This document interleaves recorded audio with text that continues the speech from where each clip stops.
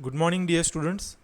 I, Professor Basavaraj Koluche, welcome you all for today's lecture of Company Law and Secretarial Practice. In previous class, we have seen the functions of a promoter. Now, in that we have seen that promoter will submit an application for incorporation of the company. To do this incorporation, the promoter has to collect certain documents, or certain documents need to be submitted along with that application. So those documents are very essential, and the contents of those documents are also very essential. So we need to understand and know what are the documents which are essential for submission of incorporation application. These documents have to be attached. So in that, number one is memorandum of association, article of association, consent of proposed directors, agreement, statutory declaration, and receipt of payment of fees. So these 6 documents are essentially to be submitted. So out of these 6 documents, today we shall see the first document, that is memorandum of association. Memorandum of association is the most important document as it defines the objectives of the company. No company can be, say, legally undertake activities that are not contained in its memorandum of association. All the activities which are there in the memorandum of association, only those activities are permitted to that company to perform. As per the section 2 subsection 56 of the Companies Act 2013, memorandum of association or memorandum means the memorandum of association of a company as originally framed or as, say,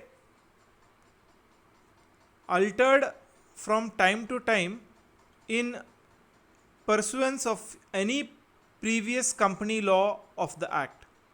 The memorandum of association has some subclause.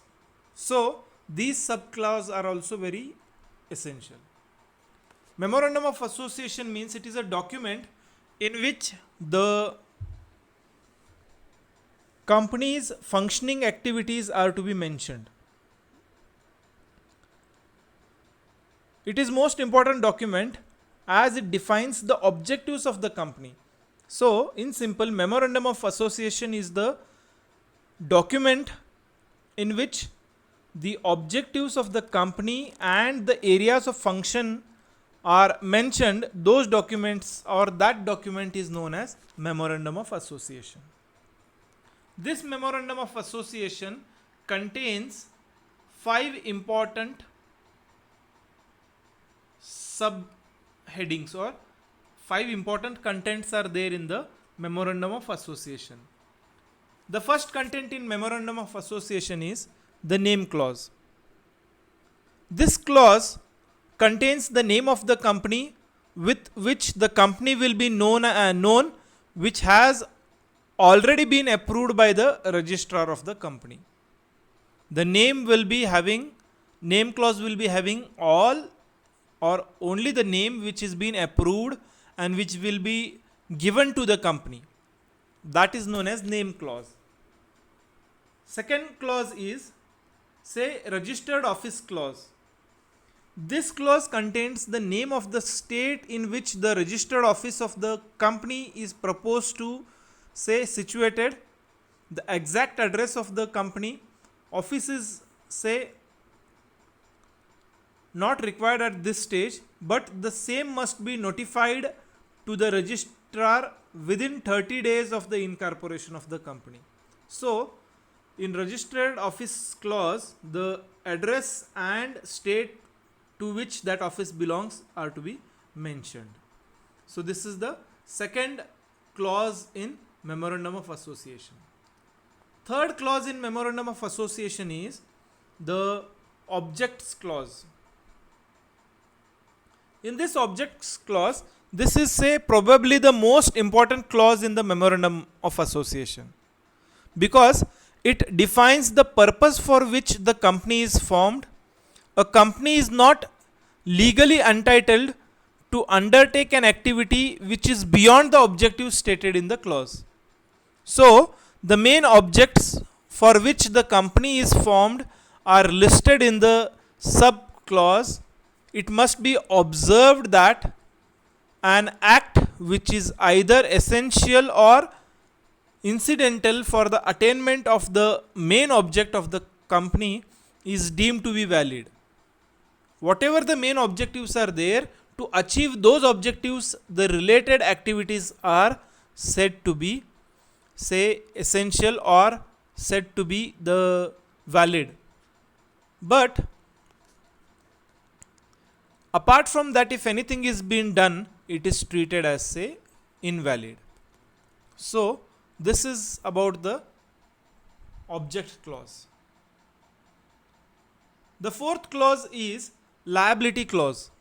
This clause limits the liability of the members to the amount unpaid on the shares owned by them. For example, if a shareholder has purchased 1000 shares of 10 each and has already paid rupees 6 per share, his or her liability is entitled to rupees 4 per share. So the liability is of 4 rupees per share. Thus, even in the worst cases, he or she may be called up to pay, say, 4 rupees per share. So this is liability clause. Then next is, say, capital clause. This clause specifies the maximum capital which the company will be authorized to raise through issue of shares. The authorized share capital of the company, proposed company, along with its division into number of shares having a fixed face value specified in this clause. For example, the authorized share capital of a company may be rupees 25 lakh, with divided into 2.5 lakh shares of rupees 10 each. The said company cannot issue shares capital excess the amount mentioned in this clause. As per this clause, only that much only the capital need to be, say, subscribed or collected. The signatory to the memorandum of association states their intention to be associated with the company and, say, has given their undertaking to the company. So as per the memorandum of association must be signed by the at least 7 persons in the case of a public company and by 2 persons in case of a private company. Minimum 7 persons in the public company and 2 persons in a private company must sign the memorandum of association and then submit it. The tables will be there: table A, table B and table C and table D and table E in schedule 1 as may be applicable to such company. And these tables are containing the table A contains the company limited by shares, memorandum of association of a company limited by shares. Table B contains memorandum of association limited by guarantee and not having share capital. Table C contains memorandum of association of the company limited by guarantee and not having share capital. Table D contains memorandum of association of an unlimited company and not having share capital.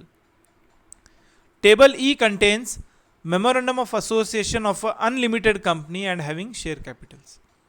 So these tables have those respective contents of the memorandum of association. With this, we shall stop here in today's class about the memorandum of association. A question may come for 2 marks or 5 marks. If the question comes for 2 marks, only the meaning of memorandum of association will be asked. In case the question comes for 5 marks, at that point of time, the contents of the memorandum of association also need to be answered, in that these 5 clauses need to be written and explained. So if you have any doubts, questions, you all can feel free to contact me at any point of time. Thank you. Good day.